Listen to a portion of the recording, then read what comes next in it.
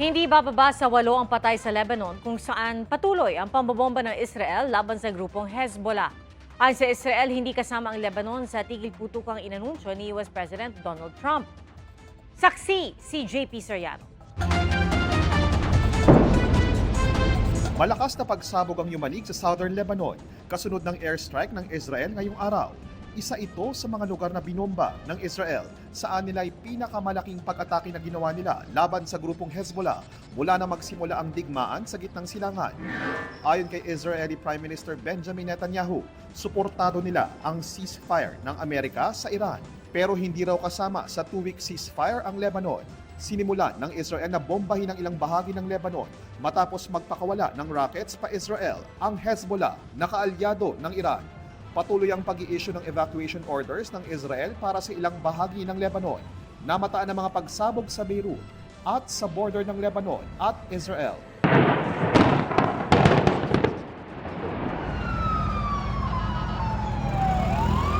Walo ang patay at 22 ang sugatan sa airstrike sa isang port city ayon sa Health Ministry ng Lebanon. 14,000 Pilipino ang nasa Lebanon, kabilang na ang OFW na si Glenda. May pangamba pa rin kami, nervyos, ganun, dahil siyempre hindi nga kasali dito. Lagi naman kaming nagpe-pray, sana naman po maano po yung magbago yung isip ng taga-Israel, sana po makasama kami para maging matahimik na rin po dito. Nananatili pa rin ang Alert Level 3 ng gobyerno ng Pilipinas noon. Hinihikayat ang mga Pilipino na sumama sa mga repatriation. Ayon sa Department of Migrant Workers, hindi bababa sa 8 chartered flights pa ang nakaschedule na sumundo sa mga Pilipinong apektado ng gulo sa iba't ibang bahagi ng Middle East. Pero bilyon-bilyong piso raw ang kailangan kung iuuwi ang lahat ng tinatayang 400,000 OFWs na direktang apektado ng gulo. All told, it's around 7.3 billion, Mr. Chair, 5 billion for financial assistance, 1 billion for the chartering and other commercial flights, and the rest would be costing with respect to food and transport and medical assistance. Ako po si JP Soriano, ang inyong saksi. May mga magsasakang ayaw ng magtanim at mga mangisdang hindi na pumapalaot dahil lugi sa gastos. Ayon po yan sa ilang grupo. At tiniyak naman ng ilang miyembro ng gabinete na sapat ang supply ng ilang pangunahing bilihin sa bansa. Saksi si Mark Salazar. Sa gitna ng giyera sa Middle East, pinawi ng mga miyembro ng gabinete ni Pangulong Bongbong Marcos ang mga agam-agam tungkol sa supply ng ilang pangunahing produkto.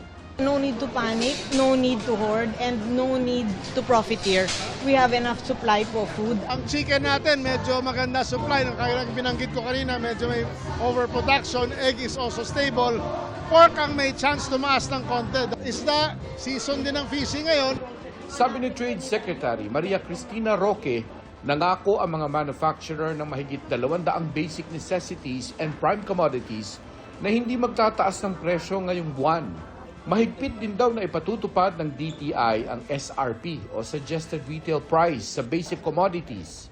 Pero may mga na-monitor na pagmahal ng bilihin ang Agriculture Department mula ng sumiklab ang giyera. Base sa datos na ipinakita nila sa pagdinig ng Senate Committee on Agriculture, Food and Agrarian Reform, nanguna sa pagmahal ang carrots na 50% daw ang itinaas ng presyo. Nagmahal din ang pork, kasim at liempo. Pagdating sa supply ng gulay, marami ang ibinabagsak sa La Trinidad Vegetable Trading Post sa Benguet. Pero napakatumal ng bentahan kaya palugi na magpresyo ang ilang magsasaka. Gaya ng 8 pesos kada kilong benta ni Jessie sa Repolyo. Maghihirap ka rin sa paglinis sa garden, edi mas maganda lang na para at least mabili, makain ng mga taong kahit mabili ng mura, ganyan. Mabigat sa kalooban ni Fernan na hindi mabebenta ang Pechay Bagyo na pinaghirapang itanim, alagaan at anihin. Pero kesa masayang ay ipinamigay na lang. Talagang nakakapagdurog ng puso kasi sa lahat, kung isipin mo yung sayang, di ba? Pero wala tayong magawa eh. Ganun talaga. Ayon sa Vice Presidente ng Bagsakan Association ng La Trinidad, Mababa ang presyo ng gulay ngayon sa pagkakasabay-sabay ng ani ng mga magsasaka. Pero nabawasan ang binibili ng mga parokyano dahil mahal ang langis. Meron, kompleto silang yung dating namimili. Nandiyan pa rin. Nandyan pa rin. Pero yung truck nila, yung 10 tonelada, ginawa nilang 5 tonelada lang Ang bibilhin. ang bibilhin. The problem nila is logistics talaga, yung para paano ibaba kasi medyo overproduction din sila. We are preparing a package for them for possible fuel assistance, fertilizer assistance, and seed assistance. Meron din tayong mga truck na dineploy na binabayaran ng DA ang fuel. Sabi sa Senate hearing ng ilang grupo ng mga magsasaka, may mga kasama silang ayaw ng magtanim dahil sa mahal ng gasto sa produksyon. Kamatis is 5 pesos per kilo. Wala nang namimitas kasi mas magastos pa kung mamimitas sila, no? Cabbage is 10 pesos. Yung onion, nasa Nueva Ecija tayo last week, Chair. Bumagsak pa rin siya sa 25 white, 35 yung red. So, halos production cost lang niya yung nababawi niya. Magtatanim na lang sila para sa kanilang pagkain. Hindi, dadagdag po yan sa magiging problema natin lahat. Kaya panawagan din namin na palakasin ang lokal na produksyon at huwag tayong umasa sa importasyon. Anila, noong nakaraang taon, umabot sa 60,000 hanggang 90,000 pesos ang gasto sa produksyon. Kaya anong magagawa ng 5,000 pisong ayuda? Para sa amin ay hindi sapat yung 5,000, hindi sapat yung 3,000. Higit lalo hindi sapat yung 2 bags of fertilizer na binabanggit ng DA. Para sa mga magsasaka, kailangan na talaga namin ng direct intervention ng gobyerno sa pamamagitan ng 50,000 pesos, support subsidy sa bawat magsasaka.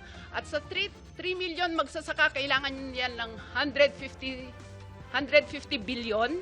Malaking problema kung tumigil magtanim ang mga magsasaka dahil base sa pag-aaral ng DA, posibleng bumaba ng 20 hanggang 50% ang produksyon ng bigas dahil sa pagmahal ng pataba.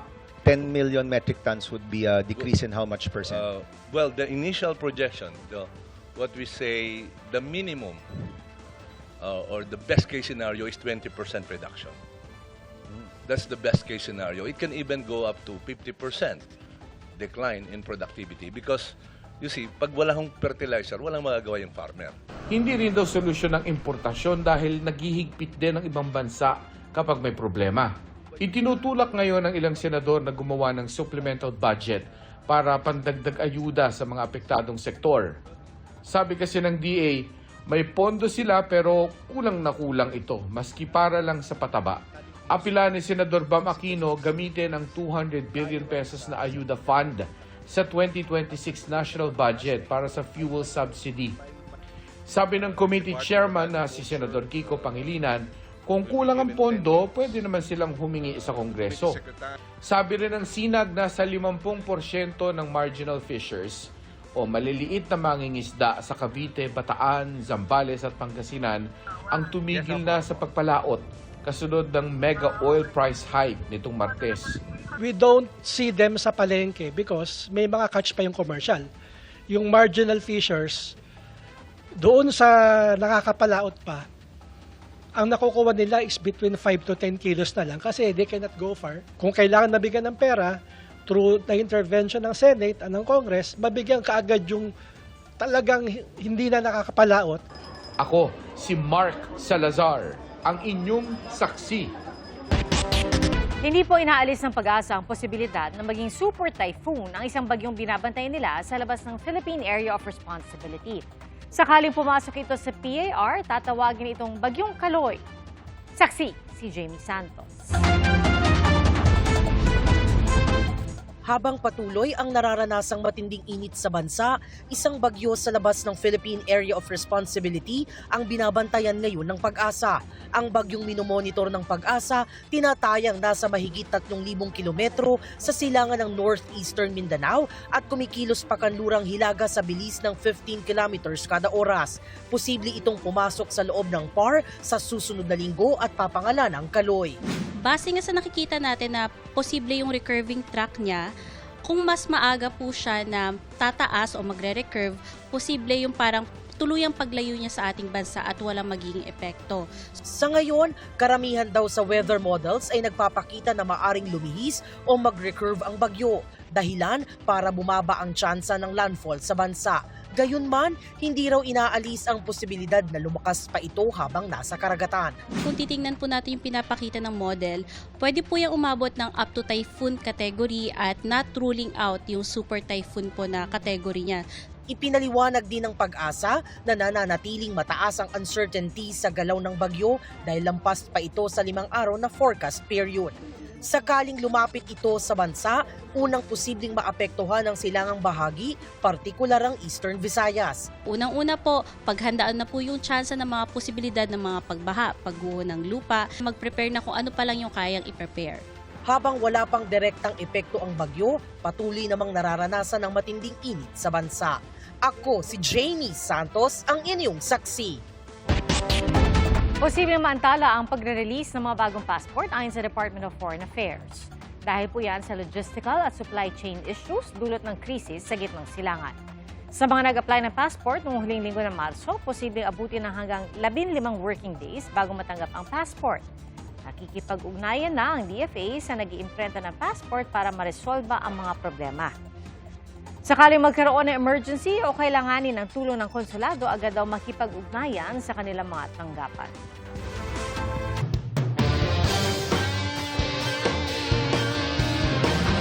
Hindi pa tapos ang laban.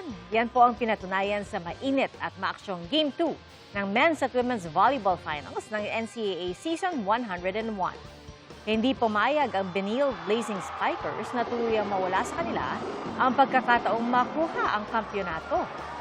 At nanaigman ang Mapuro Cardinals sa Game 1, hindi nagpadaig ang Benil Blazing Spikers at tagumpay na nakabawi sa Game 2 kanina. Tuloy rin ang laban ng Benil Lady Blazers na wagi naman kontra sa Letran Lady Knights. Dahil po dyan, parehong magkakaroon ng Game 3 sa Men's at Women's Volleyball Finals. Nakatakda ang kanilang do-or-die game sa Biyernes.